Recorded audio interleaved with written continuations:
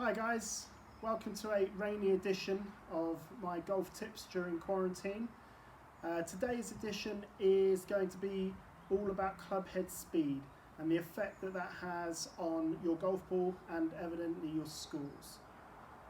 A book came out a few years ago called Every Shot Counts, written by Mark Brody, who was the founder of the strokes gained method, which is now used all across the world to find out how people are doing relative against the rest of the field in terms of performance in golf.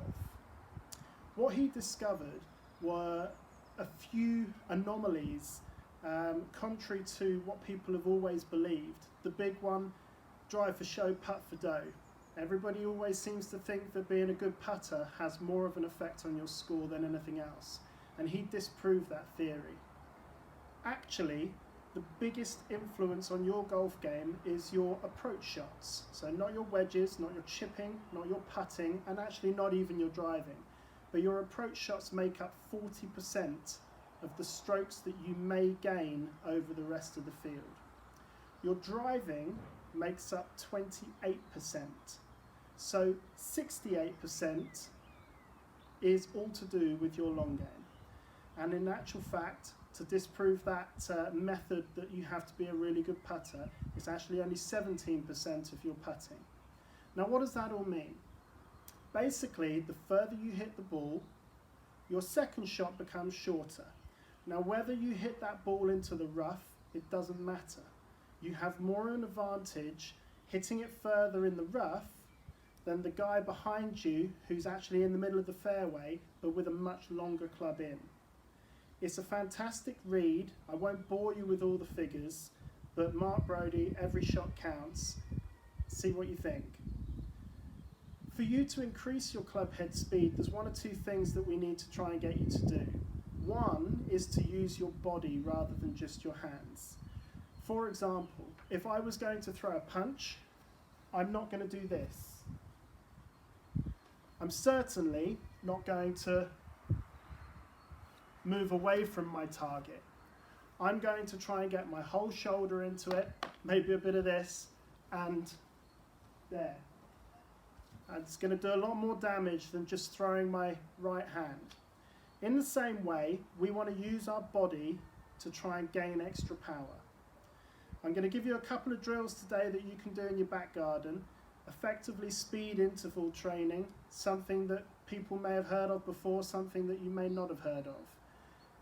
In the same way that if you want to get stronger, you go to the gym, you use stronger weights or heavier weights.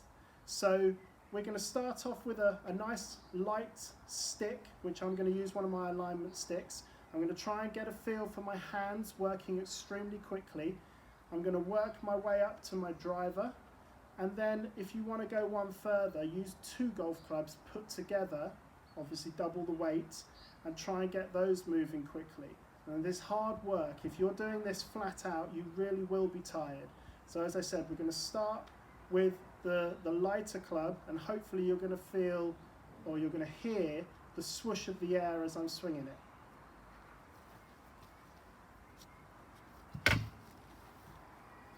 Okay, an alignment stick.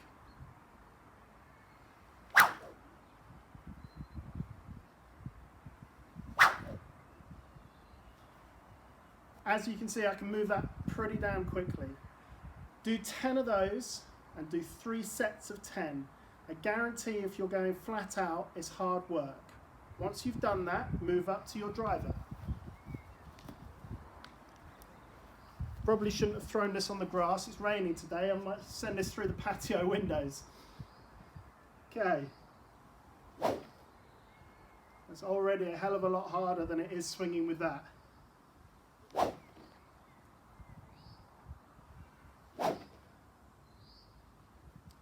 Not much thought about technique, more about just trying to move my body with my hands, trying to hit it as hard as I can.